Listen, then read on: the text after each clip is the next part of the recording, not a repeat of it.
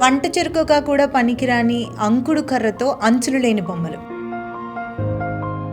400 సంవత్సరాల చరిత్ర కలిగిన బొమ్మలు, అవేనండి ఏటికొప్పాక బొమ్మలు.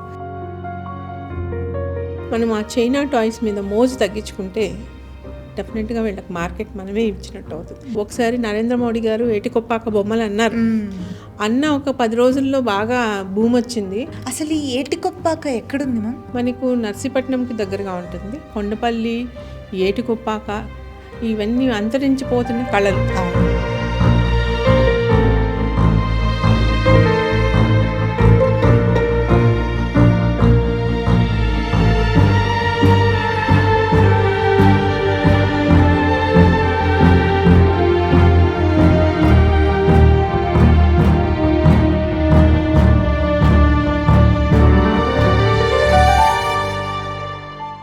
మరి ఇంతటి చరిత్ర కలిగిన కళ ఎందుకు వెనకబడిపోయింది? కళ 10 కాలాలు బ్రతకాలంటే ఏం చేయాలి? సైన్స్ బిహైండ్ ది క్రాఫ్ట్, సాంకేతికత మన తరాలకు, మన ముందు తరాలకు అందించాలంటే మనం ఏం చేయాలి? చక్కని బొమ్మగా మలిచి వాటికి ఒద్దిగ్గా రంగులు అద్ది వాటికి ప్రాణం పోసి కళ తెప్పించే ఆ కళాకారుడి కళ్ళల్లో కళ ఎందుకు తగ్గిపోయింది? సో ఈ విషయాలన్నీ మనం మాట్లాడుతూ మనతో పాటు సౌజన్య గారు ఉన్నారు. ఆవిడ చదివింది ఎలక్ట్రానిక్స్ అయినా కూడా ప్యాషన్ టువర్డ్స్ ఎన్విరాన్మెంట్ అంటే సమస్తం, చీమ దగ్గర నుంచి పెద్ద పెద్ద చెట్ల వరకు ఆవిడకి అదో పిచ్చి మక్కువ. వెంటనే ఏటికొప్పాక గురించి క్లుప్తంగా తెలుసుకుందాం. నమస్కారం మ్యామ్. నమస్తే అమ్మా. సో ఏటికొప్పాక మనకు అంతరించిపోతున్న కళల్లో ఒకటి అని చెప్పుకోవచ్చు. సో ఇది ఎందుకు అంత వెనకపడాల్సి వచ్చింది? ఇదివరకటి రోజుల్లో వాటికి ఎంత క్రేజ్ ఉండేది? ఎందుకు వెనుకబడాలి అంటే ఇప్పుడు మనం పాశ్చాత్య నాగరికత దీని మీద చాలా ప్రభావం చూపిస్తుంది. ఇప్పుడు తల్లిదండ్రులు పిల్లలకి బర్త్డే పార్టీ అంటే ఫస్ట్ అమ్మాయి అంటే మెయిన్ వెళ్ళేది ఏమంటే షాపుల్లోకి వెళ్ళి బార్బీ బొమ్మ కావాలి అని అడుగుతారు. అదే వెళ్ళి లక్కపడితలు ఉన్నాయా అని ఎవరు అడగరు. ఎందుకు అడగరు? ఆ లక్కపడితలు ఉన్న సంగతి వాళ్ళకు కూడా తెలియదు. ప్లస్ బార్బీ బొమ్మలు అమ్మే షాప్లో, ఆ అంగట్లో మనం ఏటికొప్పాక బొమ్మలు తీసుకొచ్చి పెట్టి అమ్మే వాళ్ళు కూడా లేరు. మెయిన్ ఏమంటే మార్కెటింగ్ లేదు దానికి. ప్లస్ ఆ బొమ్మలు చేసుకొని దాని మీద అభిరుచి ఉన్న వాళ్ళు మాత్రమే వెళ్తున్నారు. నేను ఎందుకు వెళ్ళాను, నా అభిరుచి దాని మీద ఎక్కువ అవడానికి కారణం ఏమంటే, మేము ఒకసారి అన్నవరం క్షేత్రానికి వెళ్ళాము. వెళ్తూ వస్తూ ఉన్న దారిలో నర్సీపట్నం మధ్యలో వస్తుంది అనమాట ఏటికొప్పాక. అక్కడ రాశారు ఏటికొప్పాక చేతి బొమ్మల తయారీ. వెళ్ళి అక్కడ నాకు ఎక్కడ పోయినా ఒక పిచ్చి ఆసక్తి ఉంటుంది. వాళ్ళ లైఫ్ స్టైల్ ఏంటి, వాళ్ళకి సర్వైవల్ ఎలా నడుస్తుంది, ఇప్పుడు వాళ్ళ మార్కెట్లో ఎలాంటి పొజిషన్లో ఉన్నారు, అవన్నీ చూస్తామన్నమాట. సో ఆ ఆసక్తి ఏం చేసిందంటే నన్ను వాళ్ళని ప్రమోట్ చేయడానికి ఉసిగొల్పిందని అని చెప్పవచ్చు. అక్కడికి వెళ్ళి వాళ్ళని అడిగాము. ఈ కొంతమంది బొమ్మలు కొనుక్కొని వెళ్ళిపోతున్నారు. బట్ నా శైలి వేరే ఉంటుంది కాబట్టి వాళ్ళని అడిగాను, ఏంటి మీకు మార్కెట్ బాగానే ఉందా అంటే, ఒక అతను చెప్పారు, మేడం మా ముందు తరాల వాళ్ళు దాదాపుగా ఒక 600 నుంచి 800 కుటుంబాలు దీని మీద ఉపాధి ఉండేది. ఇప్పుడైతే వాళ్ళు సుమారుగా ఒక 180 నుంచి 120 ఫ్యామిలీస్ అయిపోయాయి. చేసే కళాకారులు తగ్గిపోయారు. రోజంతా కూర్చొని మేము ఒక 6 నుంచి 8 గంటలు చేస్తే ఒక 500-600 రూపాయలు సంపాదించుకోవడం కూడా చాలా కష్టమైపోతుంది. అందుకు మా తర్వాత ఉన్న పిల్లలు ఏం చేస్తున్నారంటే ఇప్పుడు చదువుకొని అక్కడి నుంచి వేరే పనులకు వెళ్ళిపోతున్నారు. ఇప్పుడు మేము అటు పోలేం ఇటు పోలేం కాబట్టి ఈ వృత్తిని నమ్ముకొని ఇలాగే మేము ఉన్నంత వరకు దీన్ని కొనసాగిస్తున్నాము అని చెప్పారు. అప్పుడు అనిపించింది, అరే నెక్స్ట్ ఇంకా రాబోయే తరాలకు ఈ కళాకారులు లేరు అన్న బాధ బాగా అనిపించింది. ఇంత మంచి కళను ఒక తరం వెళ్ళిపోతే అంతరించిపోతుంది. సో ఆ అంతరించిపోవడం వల్ల ఇప్పుడు మనకి ఆంధ్రప్రదేశ్ అంటే ఒకప్పుడు కొండపల్లి బొమ్మలు అనేది కూడా వన్ ఆఫ్ ద ఐడెంటిటీ ఉన్నింది. అవును, ఆ గుర్తింపు ఇప్పుడు ఈ తరం వెళ్ళిపోయిన తర్వాత లేకుండా పోతుంది. దాన్ని మనం ఏం చేయాలి అంటే మనమే మన బొమ్మలకి మనమే వినియోగదారులు అవ్వాలి. అవును, మనం ఎప్పుడైతే మన వినియోగాన్ని పెంచుతామో, అవి కొనుగోలు చేస్తామో, అప్పుడు వాళ్ళకు కూడా ఉపాధి అనేది ఎక్కువ అవుతుంది. సో దాని గురించి నేను మాట్లాడడానికి ఇవాళ మీ ముందుకు వచ్చాను. Thank you ma'am. ఎందుకంటే ఇది ఒక బాధ్యతగా తీసుకున్నారు. మీలాంటి వాళ్ళు ముందుకు రావడం ద్వారా మా తరాల వాళ్ళకు కూడా ఇంకొంచెం ఇన్ఫర్మేషన్ తెలుస్తుంది, మా పిల్లలకి చెప్పుకోవడానికి అవకాశం ఉంటుంది. ఇప్పుడు మీ మాటల్లో నెక్స్ట్ తరాల వాళ్ళు ఈ కళను ముందుకు తీసుకెళ్తారా అనే భయం కనిపిస్తుంది. ఈ టాక్సికాలజీ సర్టిఫికేషన్ అనేది ఏమన్నా మీ ప్రయత్నానికి హెల్ప్ అవుతుంది అనుకుంటున్నారా? టాక్సికాలజీ అని ఆ దృష్టిలో చూస్తే ఇప్పుడు మీరు చైనా టాయ్స్ చూస్తున్నారు. చైనా టాయ్స్లో మ్యాక్సిమం మన పిల్లల టాయ్స్లో అంతా మ్యాక్సిమం చైనా టాయ్సే ఉన్నాయి. అవును. అవి అండర్ 3 ఏజ్కి వాళ్ళకి ఉపయోగించకూడదని రాసి ఉంటుంది. బట్ మన ఏటికొప్పాక బొమ్మల్లో అలాంటి భయం ఏమీ అవసరం లేదు. ఎందుకంటారా? ఎందుకు? ఇప్పుడు మనం వాళ్ళు ఉపయోగించే రంగులన్నీ సహజ సిద్ధమైన రంగులు, కూరగాయల నుంచి ఎక్స్ట్రాక్ట్ చేసిన రంగులు, అలాగా న్యాచురల్ కలర్సే తీసుకొని వస్తారు. కాబట్టి అవి పిల్లలు నోట్లో పెట్టుకున్నా కూడా ఎలాంటి హాని జరగదు. సో వీళ్ళు ఆ చెక్క బొమ్మలు ఆ నోట్లో పెట్టుకునడం వల్ల ఆ టాక్సిక్ అనేది పిల్లల నోట్లోకి వెళ్ళి వాళ్ళకి మిగతా విరేచనాలు అలాంటివి అవే అవకాశమే లేదు. కాబట్టి మీరు దాన్ని నిర్భయంగా పిల్లలకి ఇవ్వచ్చు. అందులోనూ ఈ ఏటికొప్పాక బొమ్మలు వాళ్ళు చేసే తయారీ విధానంలో కూడా చాలా జాగ్రత్తలు తీసుకుంటారు. ఆ చెక్కని ప్రాపర్గా, అంటే ఒక సమయం ఉంటుంది, ఆ సమయం వరకు ఎండిన తర్వాతే ఆ చెక్కని వాళ్ళు మంచిగా షేప్ చేసుకోవడానికి వాళ్ళకి అవకాశం ఉంటుంది. వాళ్ళ ఆ చెక్కని ఒక ప్రాపర్గా ఎండబెట్టిన తర్వాత దాని మీద లక్క పూసి, ఆ లక్క మీద కలర్ పూసి ఆ తర్వాత చెక్కుతారు. ఓకే. సో మీరు ఏటికొప్పాక బొమ్మలు చూసారనుకోండి, మీకు మ్యాక్సిమము నలుపు, పసుపు, ఎరుపు ఈ 3 కలర్స్తోనే, ఈ 3 రంగులతోనే ఉంటుందన్నమాట చాలా వరకు బొమ్మలు. ఇప్పుడు కొంతమంది ఏం చేస్తున్నారంటే దాంట్లో డూప్లికేట్ అనేటివి తీసుకొస్తున్నారు. తీసుకొచ్చినప్పుడు దాంట్లో నీలం రంగు కూడా కలుపుతున్నారు కొంతమంది. అంటే ఇప్పుడు ప్రేక్షకుల అభిరుచి తగ్గట్టు వాళ్ళు కూడా చెయ్యాలి కాబట్టి ఆ కలర్స్ తీసుకొస్తున్నారు. బట్ అందులోనూ వాళ్ళు మామూలు పెయింట్ వేస్తున్నారు దానికి. కొంతమంది అది మామూలు పెయింట్ వేయకూడదన్న ఉద్దేశంతో వాళ్ళు అలా చేయడం లేదు. మామూలుగా ప్రాథమిక రంగులు అందులో న్యాచురల్గా తీసుకొచ్చినవి సహజ సిద్ధమైన రంగులే ఉంటాయి. కాబట్టి తల్లిదండ్రులు ముఖ్యంగా పిల్లలకి ఇచ్చేటప్పుడు, అరే ఇది పిల్లలు నోట్లో పెట్టుకుంటే ఏమన్నా అవుతుందేమో, రంగు ఏమన్నా లోపలికి వెళ్తుందేమో అనే సందేహం ఏమీ పట్టక్కర్లేదు. పిల్లలు ఆడుకున్నా కూడా ఆరోగ్యంగానే ఉంటారు. మనం ఆ చైనా టాయ్స్ మీద మోజు తగ్గించుకుంటే డెఫినెట్గా వీళ్ళకి మార్కెట్ మనమే ఇచ్చినట్టు అవుతుంది. ఎక్కడో మేము వెళ్ళి, నేను జర్మనీకి పంపించాను, ఆస్ట్రేలియాకి పంపించాను, అమెరికాకు పంపించాను. ఒక కస్టమర్ అమెరికాకు పంపించినప్పుడు ఆ అమ్మాయి డౌట్ వచ్చింది. ఆ అమ్మాయి నార్త్ ఇండియను. ఆ అమ్మాయి ఏం చేసిందంటే అమెజాన్లో చూసింది వినాయకుడి బొమ్మ. ఆ అమ్మాయికి నచ్చలేదంట. సో మా ఫ్రెండ్ ద్వారా ఆ అమ్మాయి నన్ను కలిసి ఇట్లా వీడియో కాల్లో చూసింది ఆ బొమ్మ. చూసిన తర్వాత ఏమోనండి నాకు కొంచెం డౌట్గానే ఉంది.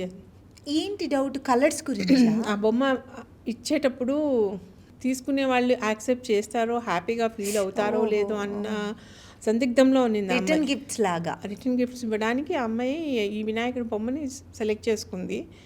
తర్వాత నేను లేదమ్మా, నేను నీకు గ్యారంటీ ఇస్తాను, ఇన్ కేస్ నీకు నచ్చకపోతే ఎవరైనా వస్తుంటే వాళ్ళ చేతి పంపించేసేయి, అనవసరంగా షిప్పింగ్ ఛార్జెస్ పే చేయాల్సి ఉంటుంది కదా అన్న. అలాగేనండి అంది. తీరా ఒక 100 బొమ్మలు పంపించాము. పంపించిన తర్వాత ఆమె చూసి అక్కడికి వచ్చిన అమ్మాయిలందరూ ఇది ఎక్కడి నుంచి తెప్పించారండి, మాకు కావాలి అని అడిగారంట. అబ్బా. దీనివల్ల మనకి ఏమవుతుందంటే ఇప్పుడు మన వాళ్ళు ఎక్కడో వదిలేసిన అభిరుచిని మళ్ళీ మనం దాన్ని గుర్తు చేసి వాళ్ళకి ఉపాధి కల్పించే మార్గాన్ని మనం వాళ్ళకి చెప్పామనుకోండి, మళ్ళీ దీనికి పూర్వవైభవం తీసుకురాగలమని వాళ్ళకి నచ్చిందంటే సంతోషంగా ఉంటుంది. మా చిన్న ఆశ అనమాట. మాలాంటి వాళ్ళు ఎందుకు ఒకసారి నరేంద్ర మోడీ గారు ఏటికొప్పాక బొమ్మలు అన్నారు. आंध्र प्रदेश के विशाखापट्टनम में उनके गांव के अति कुप्पक्का टॉयज एक समय में बहुत प्रचलित थे. इनकी खासियत ये थी कि खिलौने लकड़ी से बनते थे और दूसरी बात ये कि इन खिलौनों में आपको कहीं कोई एंगल या कोण नहीं मिलता था. ये खिलौने हर तरफ से राउंड होते थे, इसलिए बच्चों को चोट की भी गुंजाइश नहीं होती थी. అన్న ఒక 10 రోజుల్లో బాగా బూమ్ వచ్చింది, సేల్స్ బాగా పెరిగాయా అని అడిగాను నేను అక్కడున్న కళాకారుని. ఏదో మేడం మా మోడీ గారు పిలుపు అని చెప్పేసి అక్కడి నుంచి వచ్చే యాత్రికులు వచ్చి చూసి కొన్నారు. ఆ తర్వాత కనిపించలేదు మళ్ళీ మాకు అన్నారు. సో మనకు అలా వస్తే కానీ మనలో చలనం రాదని నాకు అర్థమైంది. అసలు ముందు తెలవాలి కదా జనాలకి, తెలిస్తే ఖచ్చితంగా ఆదరిస్తారు. ఎందుకంటే కళల్ని ఆదరించడంలో మన వాళ్ళు ఇప్పుడు మన శిల్పారామంలో ఎన్ని స్టోర్స్ ఉన్నాయో ఒకసారి చూడండి. హార్డ్లీ అతి కష్టం మీద 2 చూసాను నేను. అదే రాజస్థాన్ బొమ్మలు కానీ, తర్వాత ఉత్తరప్రదేశ్ నుంచి వచ్చిన కళాకారుల స్టోర్స్ కానీ వాళ్ళు ఉన్నాయి, ఒక 10-12 షాప్స్ ఉన్నాయి. మనం మాత్రం 2 ఉన్నాయి. ఎందుకంటే మనకే ఉత్సాహం లేదు. మన బొమ్మలు ఇవి, మన బొమ్మల్ని మనమే పాడు చేసుకొని దాంట్లో అంతరించిపోయేటట్టు చేస్తున్నామన్న కాన్షియస్నెస్ మనలోనే లేదు. అలాంటప్పుడు మనం నాలాంటి వాళ్ళు వచ్చమ్మా ఇది కొనండమ్మా, ఫలానా కళ అంతరించిపోతుంది అని చెప్పాల్సి వస్తుంది. అవును. ఒకసారి మేము ఒక చోట ఒక గేటెడ్ కమ్యూనిటీలో స్టాల్ పెట్టినప్పుడు ఒక ఆమె వచ్చి అయ్యో ఇవి ఇన్నేళ్ళ తర్వాత నేను చూస్తున్నాను అని అంది. అప్పుడు అనిపించింది ఓహో ఆ కళను పరిచయం చేసే వ్యక్తులు కూడా కావాలి అని. ఖచ్చితంగా. సో అలా నేను కొద్దిగా ఇనిషియేషన్ తీసుకొని మేము గేటెడ్ కమ్యూనిటీస్కి వెళ్ళి అక్కడ స్టాల్స్ పెట్టి మిగతా ఎక్కడెక్కడ వీలవుతుంది ఈవెన్ స్కూల్స్ కూడా వెళ్ళి స్కూల్స్లో పేరెంట్స్కి చెప్తున్నాం, పిల్లలకి చెప్పట్లేదు. ఎందుకంటే పేరెంట్స్లో రావాలి ఆ చైతన్యం. ఇప్పుడు పిల్లలకి ఏమి ఆడు చూడంగానే బొమ్మ కొనుక్కోవాలనుకుంటాడు, 50 రూపాయలు వద్దురారా ఇలా డిస్కరేజ్ చేసే పిల్లలు పేరెంట్స్ ఉన్నప్పుడు, అదే పిల్లాడు ఒక ప్లాస్టిక్ దుకాణంలోకి పోయి దాన్ని 100 రూపాయలు ఉంటే వాడు కొనమంటే వాళ్ళ అమ్మ కొంటది. అదే ఆ బొమ్మలకి ఏం కొంటావు? ఇలాంటి మెంటాలిటీ ఉన్న పేరెంట్స్ ఉన్నప్పుడు మనం పేరెంట్స్కే చెప్పాలి. పిల్లలకి ఇష్టం ఉంటుంది ఆ కలర్లు, ఆ మోజు చూసి నచ్చి కొనుక్కోవాలనుకుంటారు, కానీ వాళ్ళకి కొనబుద్ధి కాదు. చెక్క బొమ్మలకి ఎందుకు ఇంత డబ్బు? అదే చైనా టాయ్స్ పైనుంచి వచ్చాయి, దానికి ఇంత హంగు ఆర్భాటం చేస్తే మాత్రం మన పేరెంట్స్ చక్కగా కొనుక్కుంటారు. అసలు ఈ ఏటికొప్పాక ఎక్కడుంది మ్యామ్? ఏ ప్రాంతాలకు దగ్గరగా ఉంటుంది? మనకు నర్సీపట్నంకి దగ్గరగా ఉంటుంది. నర్సీపట్నం నుంచి ఒక 20 నుంచి 25 కిలోమీటర్లు దూరంలో ఉంటుంది. మీరు అక్కడ కళాకారులు వాళ్ళ ఈ స్థావరాలు ఇల్లు ఏర్పరచుకొని అక్కడ కనిపిస్తారు మీకు.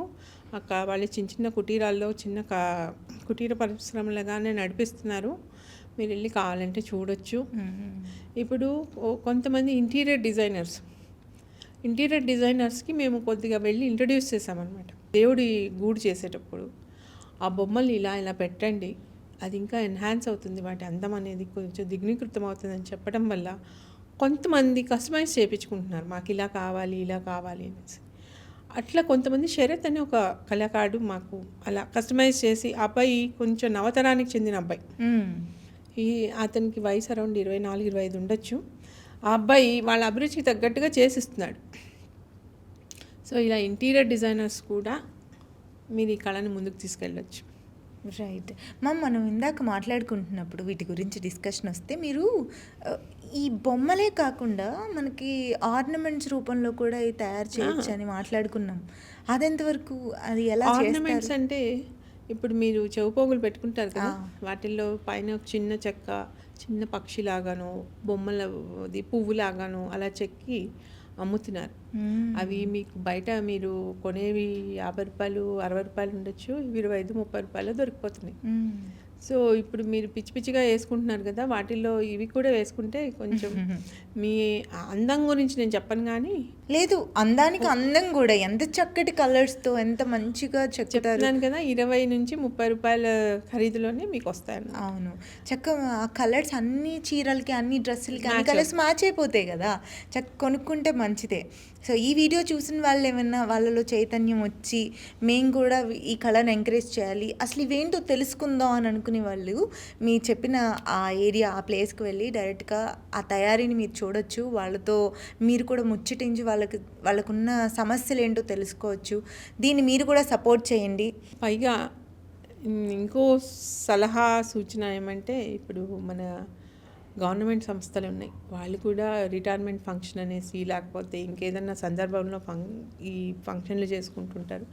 వాళ్ళకి ఈ ఏటికొప్పాక బొమ్మలు గవర్నమెంట్ ద్వారా పర్చేజ్ చేసుకొని వాళ్ళు అలా గిఫ్టింగ్ ఇచ్చుకున్నా కూడా వాళ్ళకి కొద్దిగా అవును. ఒక కాంట్రాక్ట్ అనేది దొరుకుతుంది. ఫలానా స్టోర్స్ వాళ్ళ నుంచి గవర్నమెంట్ ఈ డిపార్ట్మెంట్ వాళ్ళు పర్చేస్ చేసుకున్నారు అని పేపర్లో వచ్చినా కూడా వాళ్ళకి ఆనందంగానే ఉంటుంది. వీళ్ళు కొనుక్కున్నారు. ఒక ఐఏఎస్ ఆఫీసరు నరేంద్ర మోడీ గారి పిలుపు విని అతను వెళ్ళి కొంత ఎంకరేజ్ చేశారు. బట్ ఒక్క పర్సన్ అనేది ఒక ఇనిషియేషన్ మాత్రమే జరిగింది. అట్లా నాలాంటి వాళ్ళు ఒక 20 మందో 30 మందో వచ్చారనుకోండి, వాళ్ళని ప్రమోట్ చేయడానికి వాళ్ళకి మంచి మార్కెట్ ఇచ్చినట్టు ఉంటుంది కదా. అవును, అవును. సో మనం మాట్లాడుకున్నప్పుడు ఓన్లీ ఇయర్ రింగ్స్ మాత్రమే కాదు, పసుపు కుంకుమ మీకు చాలా వెరైటీస్ ఉన్నాయి. పసుపు కుంకుమ గిన్నెలు ఉన్నాయి, అందులో పెళ్లి కూతురు పెళ్లి కొడుకు బొమ్మలు ఉన్నాయి. ఆ బొమ్మల్లో కూడా పసుపు కుంకుమ మీరు ఇవ్వచ్చు. అలా వాళ్ళు చాలా వినూత్నంగా చేస్తున్నారు అనమాట బొమ్మలు. సో మనం అది వాటిని రిటర్న్ గిఫ్ట్స్గా ఇవ్వచ్చు. ఇప్పుడు మనం పెళ్ళిళ్ళల్లో స్టీల్ పాత్రలు ఇస్తుంటాము, ఇంకోటేంటో తెప్పించి ఇస్తుంటాము. మెయిన్ ఏమిటంటే ఇది ఎన్విరాన్మెంట్ ఫ్రెండ్లీ ఉంటుంది, పర్యావరణానికి ఏమాత్రం హాని కలగదు. ప్లస్ దీన్ని మీరు కొనుగోలు చేయడం వల్ల వాళ్ళకు ఉపాధి కల్పిస్తారు, వాళ్ళ జీవితాలు ఇంకా మెరుగుపరుస్తారు, ఇండైరెక్ట్గాను డైరెక్ట్గాను. పాపం వాళ్ళ పరిస్థితి ఎలా ఉందంటే రోజుకి 500 రూపాయలు సంపాదించుకుంటే అందులో 300 మెటీరియల్కి అయిపోతుందంట. వచ్చే ఆ 200తో నెలకి 6,000 రూపాయలతో పిల్లల్ని ఏం చదివించుకుంటారు? అందుకే వీళ్ళు ఉపాధి ఇక్కడ సరిగ్గా లేదని చెప్పేసి వేరే వృత్తులకు వెళ్ళిపోతున్నారు. అవునవును. అదే మనం కన్నా వాళ్ళు ఇప్పటికీ వాళ్ళు మెకనైజ్డ్ టూల్సే వాడట్లేదు, ఎందుకంటే హ్యాండ్ మెషిన్ టూల్సే వాడుతున్నారు. ఆ హ్యాండ్ మెషిన్ టూల్స్ వాడడం వల్ల ఆ నగిషి అనేది చాలా చక్కగా వస్తుందని వాళ్ళ నమ్మకం. ఆ మెషిన్లో పెట్టి వాడు తిప్పేసిన తర్వాత అది వాళ్ళు అనుకున్నంత నగిషి రాకపోవడం అనేది ఒక ఎత్తు అయితే, ఆ చేతి వృత్తితో చేయడం వల్ల సమయం కూడా బాగా వినియోగపడుతుంది. ప్లస్ వీళ్ళు ఏమంటే ఆ రోజంతా కలిపి ఒక 10-12 బొమ్మలు చేశారనుకోండి, అవి అమ్ముడుపోయేంత వరకు వీళ్ళు వెయిట్ చేయాలి.